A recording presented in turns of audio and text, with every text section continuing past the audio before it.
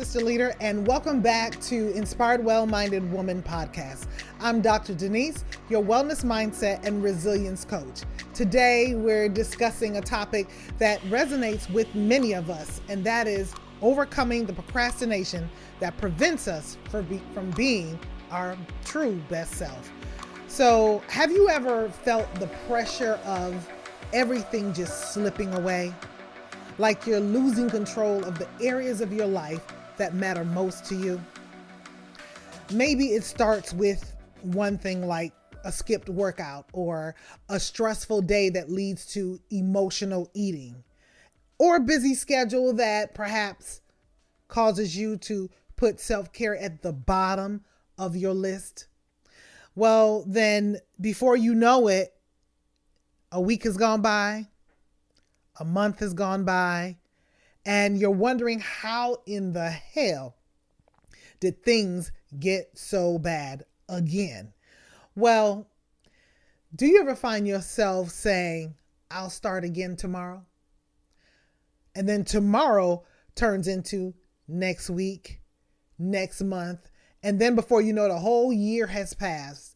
And then when you think about getting back on track, you feel like the frustration of knowing what you need to do, but you feel also overwhelmed, but not quite sure of how to get back on track or even where to begin. So you just keep feeling stuck in that overwhelming feeling of not being able to move forward, even though you really, really desire to. Well, studies have shown that studies indicate that procrastination leads to increased stress, anxiety, and a decline in overall performance and well-being. There's about, I believe the study showed that about 20 to 25% of adult Americans alone struggle with chronic procrastination. So I want to unpack how procrastination can really impact our lives if we don't recognize the habit that we have allowed to seep in and take control of our lives, and just keep making excuses after excuses for it without even recognizing that so much time has lapsed and that you may be so far off track that you don't even realize it. And it is overwhelming trying to get back into the swing of things and putting your life first and making yourself a priority. So if you would just reflect over the past 6 to 12 months in your life, how has procrastination impacted you? How has it impacted your life? Is it your physical health, your mental health, or some other area of your wellness that you've let slip and that you struggle to pick up those pieces? Well, maybe the real question here should be, how much longer are you going to allow procrastination to rob you of the confidence that you need to walk in your full potential? That's a question I actually had to ask myself recently, and it's been a heck of several months for me. It's been a challenging year for me. I would just admit that. And I've had to ask myself, how much longer am I, a wellness mindset resilience coach of all people, gonna allow procrastination to rob me of who I know I want to be? That's gonna rob me and delay the purpose that I'm sent here, or that I'm on this path to fulfill, and the quality of life that I have worked so hard to achieve.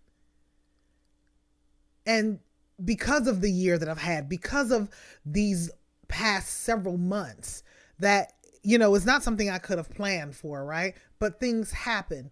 And so I had to ask that, how much longer am I going to tolerate it? And so I pose that question to you as well. How much longer are you going to tolerate it in your life? I can't answer that for you. Only you can answer that for you. Your mate can't answer that for you. Only you can. No one can answer that for you but yourself. And so sometimes we have to have that reality check and that tough conversation with ourselves to say enough, to say, yeah, I know I dropped the ball on my life. And so, and be willing to pick up those pieces, right? But the first thing is to acknowledge that you have postponed a lot of things in your life. And so now procrastination has set in like almost like a permanent fixture. But guess what? If you let it slip in, because procrastination is something you've done, no one else has done it, right? And only you can change it. So I just want to let you know that as you answer that question, be real with yourself. And I understand it because I've been there too, where, like I said, it's been a trying last several months for me. And I had to ask myself that question. So there was a time where I felt completely off track, that everything I had worked for, my fitness goals, completely off track. Like, oh my God, it's so difficult for me to explain how challenging it has been, especially when my physical wellness has been challenged, because that is one of the main foundations of me being the best version of myself, of me being able to show up. And I say that because physical exercise, let me just say exercise, plays a huge role in my physical health, my mental health, and how I am able to show up as my best self. So that is something that I've let slip this year.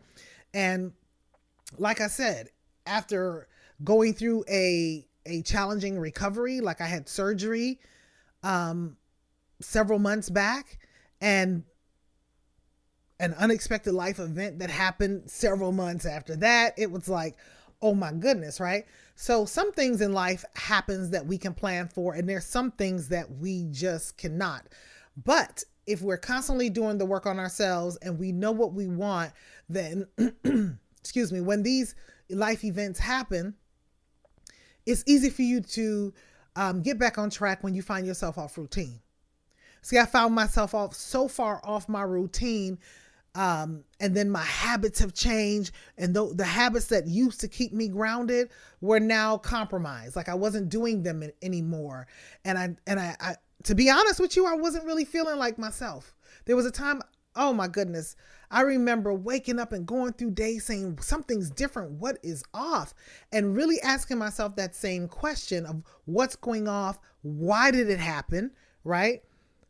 I had to ask myself why and trace it back, because it was so out of character for me that I had to recognize, when did it stop? What was the cause? Why did it go on as long as it has? To the point that I even feel like a different person. I don't even feel like myself anymore. And so I had to come to terms with that. And sometimes, we get so caught up being busy in life that we ignore those things, right? Because we figure that we always have time to get back on track, to prioritize ourselves. And that's not always true. So I believe in practicing what I preach. And so what I started to do to get back on track was take small steps forward. Because here's the thing, right?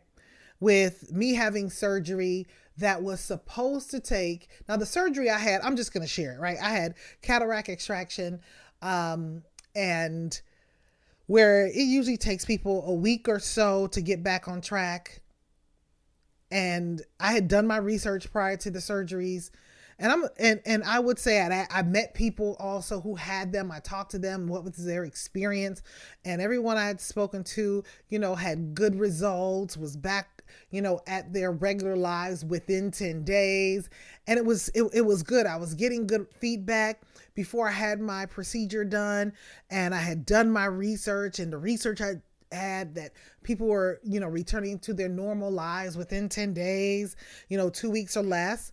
And then here I am after my procedure. It took me 6 months to recover. And this is the thing that was very important for me to identify, that the other people that I spoke to, their journey isn't mine. Their life isn't mine. Right. But I use their journey, their experience with this surgery as a as some type of what can I say? As the typical normal result that people would have when they go through this surgery, because even in my research the results were the same. All majority of the feedback that I read were people who were glad that they had the surgery. It improved their vision and they were able to go on with their lives, right? And I also read how they struggled and things that they were experiencing before they had the surgery. Well, and some of the things that they had experiencing, so was I. But think about it. When you go in to have an outpatient procedure and the people you've spoken to tell you, oh yeah, in less than 2 weeks I was back at it, and that is typical, right? Then to find out when it's your turn, as it was my turn, 6 months it took me to recover. And here's why. Because I know you're probably listening thinking, well, if it's typically 2 weeks or less, why did it take me 6 months, right?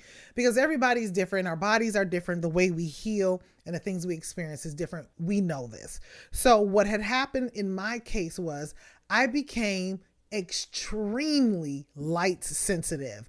And I'm going to be honest, even being here with you today with the lights here in the studio, it also affects my vision. And I'm talking not just studio lights or lights from a computer. I'm talking about regular daylight was affecting my vision. And it took me 6 months to be able to handle just regular everyday daylight again, because I had to shut down. It was so painful. Like, someone had told me that they used to use light as a form of torture. Oh my goodness. I couldn't understand why when I heard and learned about that, how they used to use light as torture many, many years ago. But I understand now, because what I went through trying to recover was excruciating. To just open your eyes inside of a building, inside of your home, and you have to put on shades just to function, right? So it took me that long to recover. And so when I knew that when I asked people about their experience, that's just their experience, something for me to draw on to use as, okay, what's typical, but you never know what your situation is going to be. And so now that's 6 months. I can't work out the way that I normally would. I couldn't prepare my meals at the scale in which I would to stay on track. And then guess what happened? Depression set in. Situational depression. Now that is self-diagnosed, because all I could really do was lay down with a towel over my eyes to block out as much light as possible, because even closing my eyes naturally wasn't enough to block out the light. I know it sounds strange, but I experienced that. And sometimes, I still experience some sensitivity, but I do my best to manage my eyesight, my vision better now that I know that it could potentially happen, and I make the adjustment. However, I'm not going to let it prevent me from coming out here and sharing value with you and sharing my wisdom of experience and everything that I know and learned throughout the years through my own journey, and to share that with you. So I just have to manage that well and make sure I stick to what needs to get done, and just not be in front of computer lights and extra bright lights for a long extended period of time. So that is what threw me off track for so long, right? And of course, I felt down and out, and I didn't realize that, the situational depression that I was feeling at the time was that. It wasn't until months later that I realized I think I was depressed during that time, because I couldn't function. My life was just completely changed, right? So I'm grateful for the people who were here, my friend who came to support and drive me where I needed to go and make sure, that I was good. And thank goodness that, I have a friend like that who showed up for me, because I didn't know that I would have needed that. And I literally would have been healing and struggling on my own, thinking that my experience was kind of normal. but thank goodness, right? I would say, things work out the way that they should, um, even when we don't realize that we needed the help and the support. So I'm grateful for that. Now, having said all that and having my life, my routines, my habits change, right? Because things about me and my well being, my vision changed in a way that I could not have even expected. But thank goodness that when I was going through my process, that the surgeon had shared with me, sometimes it takes people 6 months to heal. Now, if you're a situation where you may need cataract extraction, then you may not know, or you may not find it readily available in your research, that sometimes it could take up to 6 months. Well, hello, I'm telling you, I was one of those people who experienced that. I don't wish it on you or anybody else, because especially if it's due to light sensitivity. But my goodness, it was definitely a difficult journey for me. And so that is what threw me off my routines. That is what got me out of the healthy habits, just laying down with my eyes covered day after day after day for weeks and months on end, until I was able to function. And then after that, like I said, there was another life event that came up. It was a joyful event, but it was still, planned last minute. I think we had like maybe 4 to 6 weeks to all get on board, but it happens, right? Life happens. It's not waiting for us to grow up or for things to be perfect. Life just happens, and we have to deal with it as things come. So like I said, I believe in practicing what I preach. And so I started taking those small steps to get back on track. Right. But then guess what? I had another accident. I had an accident. I shouldn't say another accident. I had an accident, which is another setback that, if I had the wrong attitude, it could hinder my progress. It could prevent me from going further. And the accident I had was probably about four weeks ago. I'm still recovering from that accident, but I'm determined to not let my mind get caught up in a negative loop of excuses about pain and aches from this fall that I had. Okay. And just focus my mind on what it is that I can do.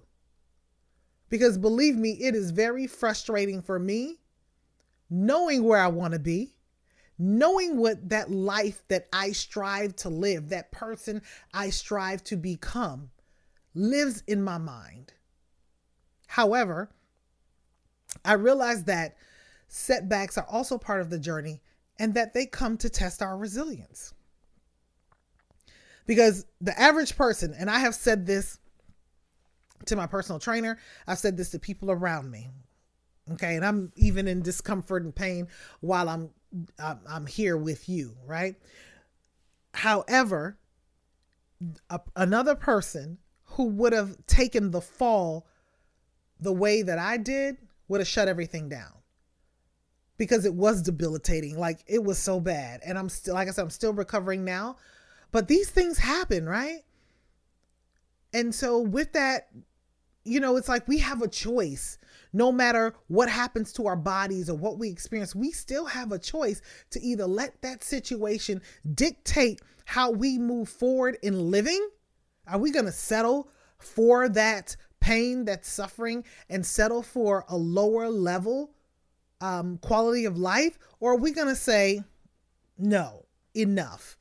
I am going to do what is necessary, no matter what, to keep moving forward. And so I want you to believe in yourself and to be more determined that no matter how small a step forward that you take, the key is to keep moving forward.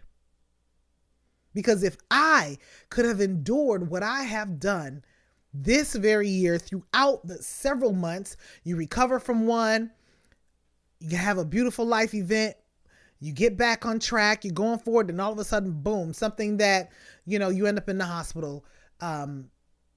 Luckily for me, I didn't break anything, but the recovery, the injuries, the pain of that is still felt. And I'm not going to go into what had happened, But the pain is, I still feel it, right? I'm still recovering. But guess what? I'm still determined to take every step forward that I could possibly take. I can't focus on the injured part because I'm a whole person. You are a whole person. So if you injure one part of your body, that doesn't prevent you from doing other things, then do the things that you can. Sometimes, I've been diagnosed many years ago with chronic pain. And there was a time in my life where I did let that diagnosis and the level of pain that I lived with, I'm talking about pain off the charts, okay? Every day. I did succumb to that because, I had medical professionals telling me that there were so many things I would never be able to do again. And for me being an avid runner when I was younger, no runner wants to hear you'll never run again. Just like no person who walks wants to hear you'll never walk again. For me, when I heard that was like taking my breath away because I was a runner. That was how I relieved stress. That's how that's what I did when I wanted to think. That was running just brought me joy. And yes, I also experienced runner's high when I did it, but it was the closest thing I could do to flying. So just imagine someone telling you that you could never do something that you really enjoy doing again. And then succumbing to that because you don't know anything else, right? At that time. But I guess I've always been a quite tenacious person, so I've been told. Right? And so I want to encourage you to have that same resolve, to believe in yourself more, to be determined, to keep making small steps forward no matter what. If I can do it, you can do it too. So, let's just stop any thinking that you may have right now of counting yourself out because it seems too hard. It seems too hard, too challenging, too difficult because you keep telling yourself that and you're believing the lie, which then leads to more procrastination. And the key is to not let procrastination ruin your life, right? You can make a better decision for yourself. So acknowledging the impact that procrastination has on your life is the first step forward.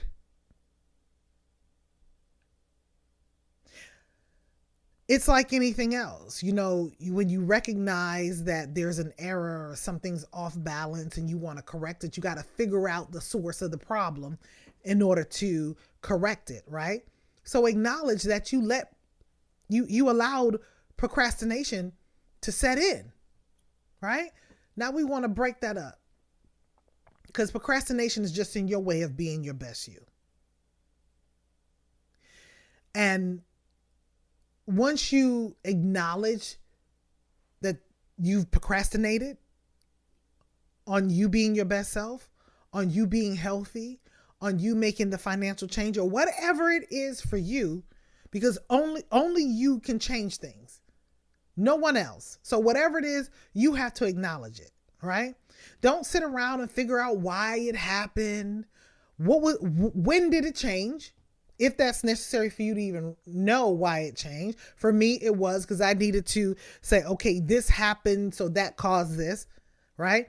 But if you just acknowledge that it's there and what you're trying to accomplish, that's the first step, right? Because only you can change you, and only you can change things for yourself. Now, I want to share with you the 3 things that I focused on to overcome every setback that I faced and every challenge that confronted me over the past several months.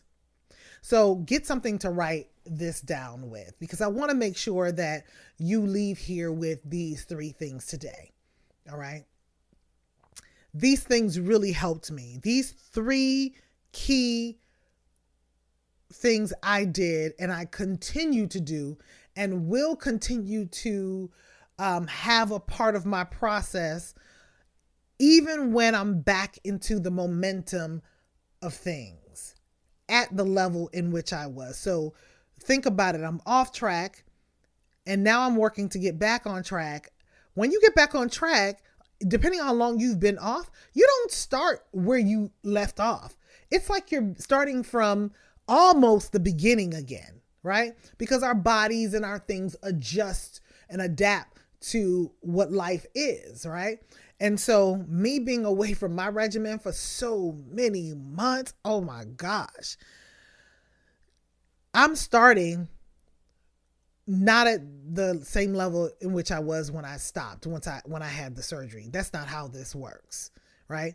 So this is why these three things I'm going to give you is so significant that I want you to keep with you and consider them on your journey as often as you need to. I have recently gone through these. I continue to at every step because, when you start seeming like you're starting over again, right? Your head gets in the way and it's like, oh my gosh, here we go again, right? But you got to keep going forward. So hopefully you got something to write these down with. And here are the 3 mental resilience strategies to help you regain control of your journey in a meaningful way so you can make meaningful progress. All right. So the first one is to define what you truly want. Define what you truly want for yourself, not anybody else. Don't worry about what your spouse or your significant other is doing. Don't worry about what your children or your best friend or whoever else is around you is doing. What do you truly want for yourself? Very important to figure that out. We already know that you're not where you want to be. I already know I'm not where I want to be. So what is it that you truly want now? From this moment, what do you truly want? And reflect on your deepest desires. That's why, no disrespect to your spouse or the other people that you love that may be around you. But that can deter us from really reaching or acknowledging what our deeper desires are, right? When you're trying to consider someone else when it has to do with your health and your well-being, whether or not you go for the walk on the track,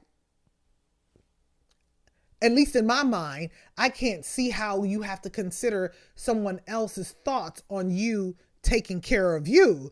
That should be an automatic, I would think. So I don't know. People have different dynamics in their relationships, and I'm here to just encourage you to show up for yourself. So you work those things out, but really get honest with yourself on what you really want and reflect on your deepest desires, whether it's to lose weight, to enhance your health and fitness journey, or if it's to cultivate a more positive mindset about your life. Identifying your true goals is the first step to making a meaningful change. Because without knowing what it is you really want, you're going to start something and you're going to start. Then you're going to you're going to stop. Then you're going to start something else. Maybe your girlfriend had mentioned a diet or a routine that she's doing. Maybe she's working out with a coach. And then you're going to try that and then you're going to stop. So figure that out. Identify your true goals first. Okay? That's the first thing I did, is understand what I really wanted. Now, what I truly want, my desire has not changed. I always want to be my best self. I want to be better today than I was yesterday. And I want to be a better person tomorrow than I was today. I'm always striving to be more of me, to be a better version of myself. Okay.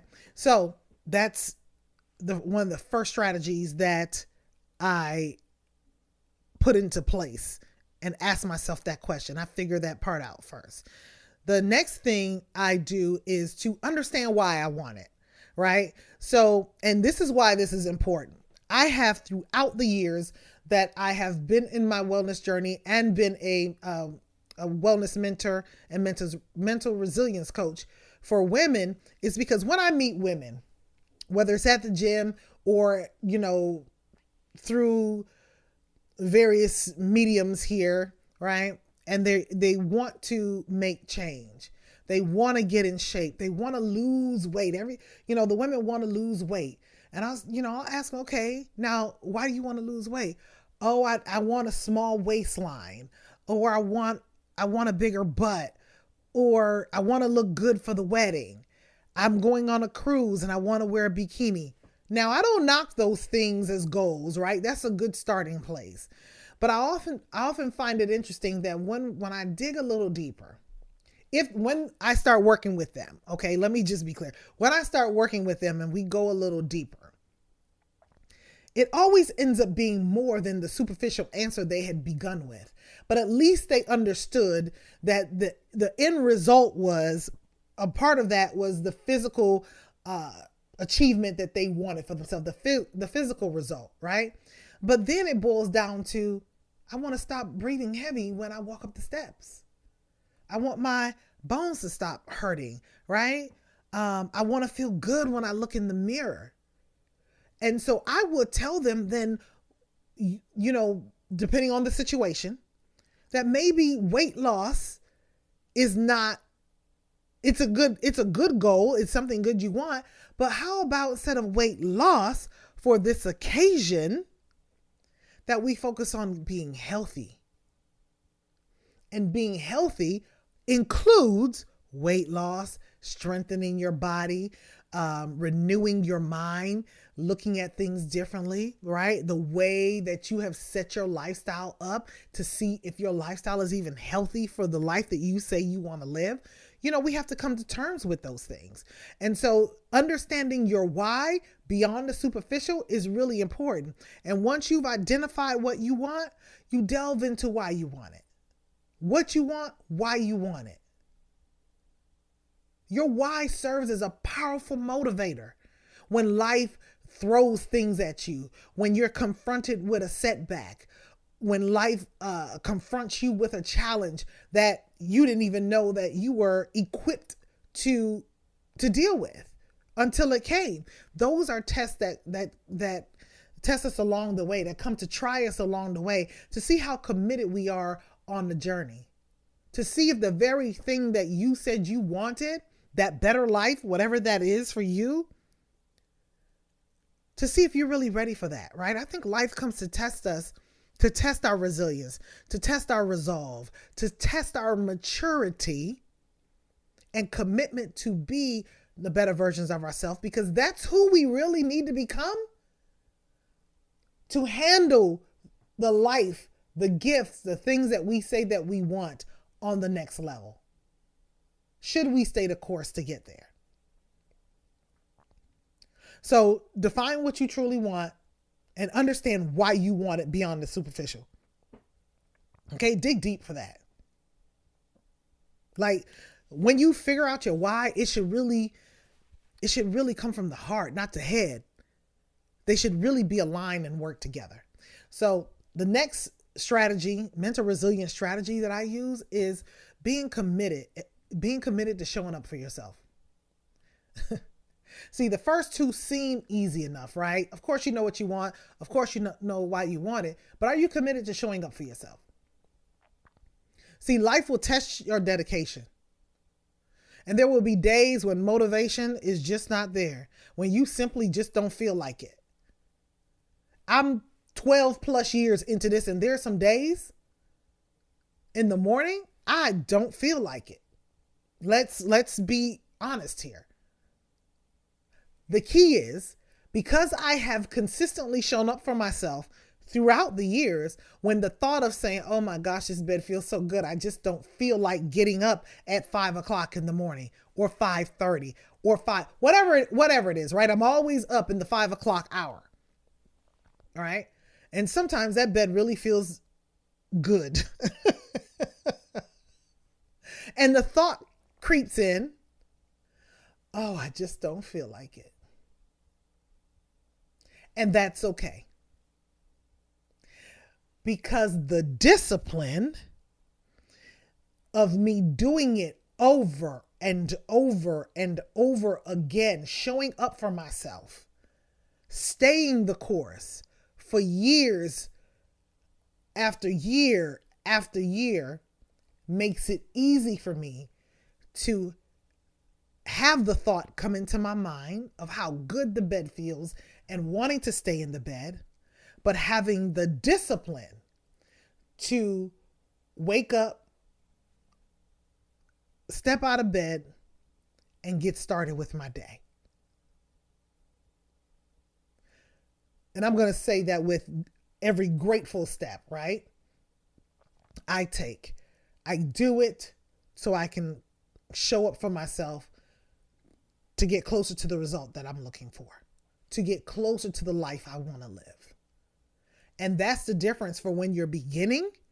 And sometimes those emotions come in, those thought emotions come in, and you just say, okay, 15, 20 more minutes. And then before you know it, the day is gone. You've neglected yourself. Remember, you're at the bottom of your to-do list again because you let those things come in. So are you committed to showing up for yourself? Life will test your dedication. You better believe it. Life is going to test your level of motivation.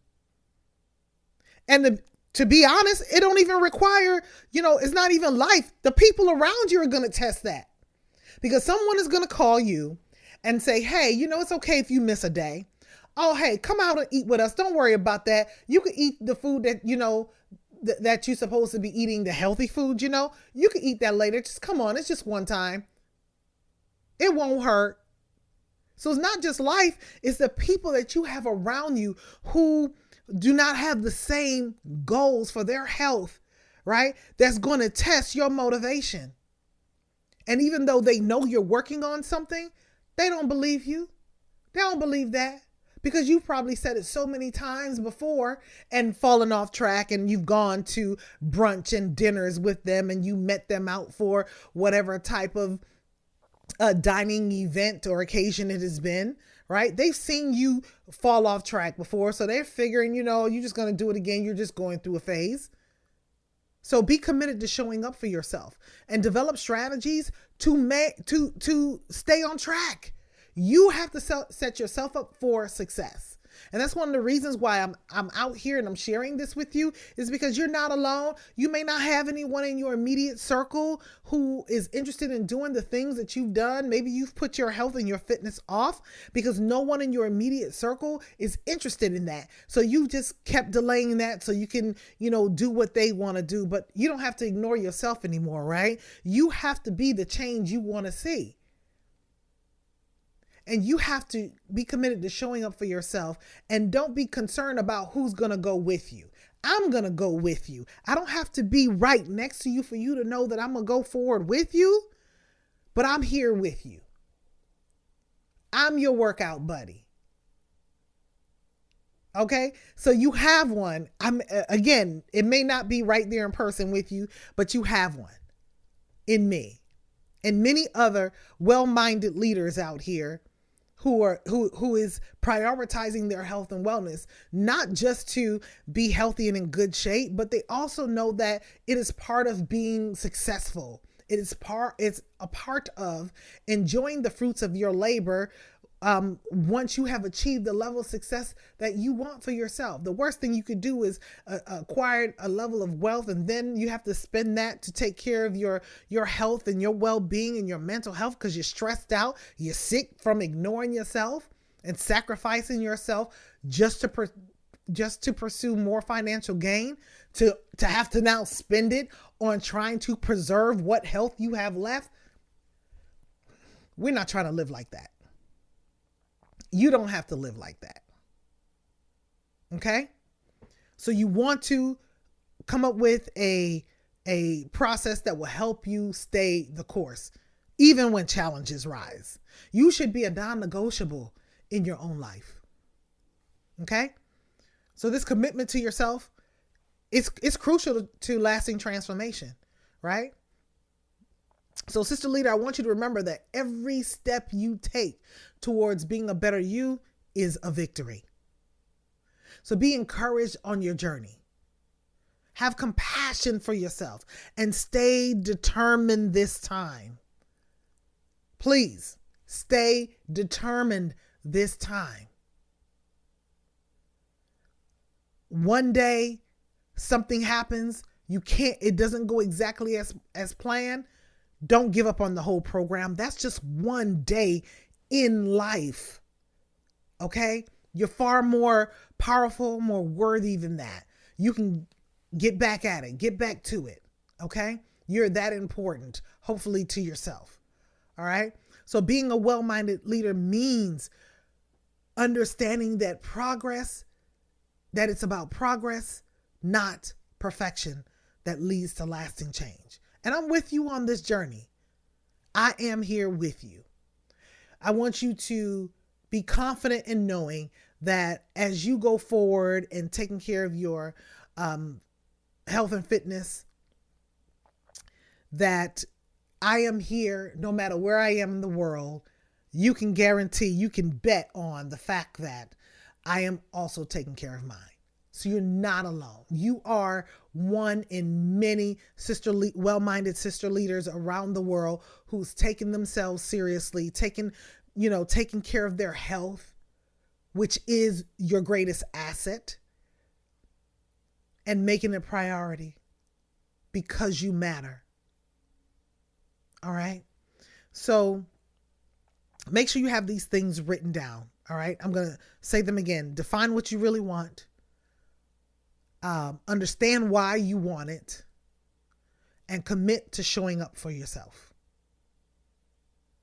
Put yourself on your calendar. Like, schedule it as you would an important business meeting with a client, or, as you would your a doctor's visit or something like that. Make it as important as you make other meetings and appointments important for your life. All right. So I also want to invite you to join the wait list for the next cycle of the 30-day Step Into Your Best Self Walk to Wellness Challenge. Now, this is something that I will launch periodically to encourage more of you to get active in your life. Walking is a form of exercise that we all can do. Many of us can do every day and just work it into our daily lives, right? It doesn't necessarily require much equipment, even though I do encourage you want to have the proper shoes and the proper attire when you're walking, right? And walk in a safe place. If you're walking outside of, if you're not going to the gym, or if you don't have a treadmill in your home and office, that, you walk and say things. So those are few of the required essentials that are needed, but, join the next cycle, get on the wait list. And when we get started again, you can partake with us and come on and join us. I will tell you that just because I start a cycle, when that 30 days is over, I continue. The key is to continue, right? So sometimes you have people join the cycle again because they started on cycle 1, they're continuing on every cycle, they just don't give up. Or if it's an opportunity where you may have gotten off track for like a week, and then we launch another Walk to Wellness cycle, then hey, you're doing it with a bunch of us to help you get that momentum back again. So go ahead. I want to invite you to join that wait list, to join the next cycle with us and pick up the momentum. Like I said, you're not out here on this journey by yourself. You have other well-minded sister leaders from around the world who are joining this journey as well and taking care of their health and their health and their fitness. Okay. So this program is designed to empower well-minded leaders worldwide to take an active role in their health and wellness journey and becoming brain, body fit leaders together. Right. Exercise, eating the right food, all have a huge impact on our mental health, our mental and our physical health. So, you can find the link to the wait list in the description. I also would love to hear from you about your takeaways from this episode. So please leave a comment and share any insights or reflections that you've taken away from today, and that will inspire you on your journey. So, sister leader, I want you to remember that every small step you make towards being a better you is a victory. So let's embark on this journey together and become well-minded leaders that we are destined to be.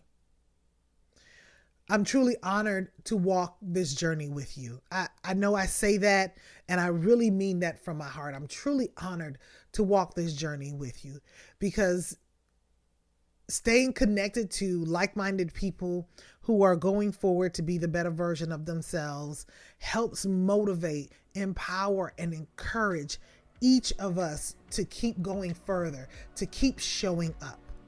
And I hope that you will also stay connected and keep showing up, and join us next week as we continue to prioritize our wellness together.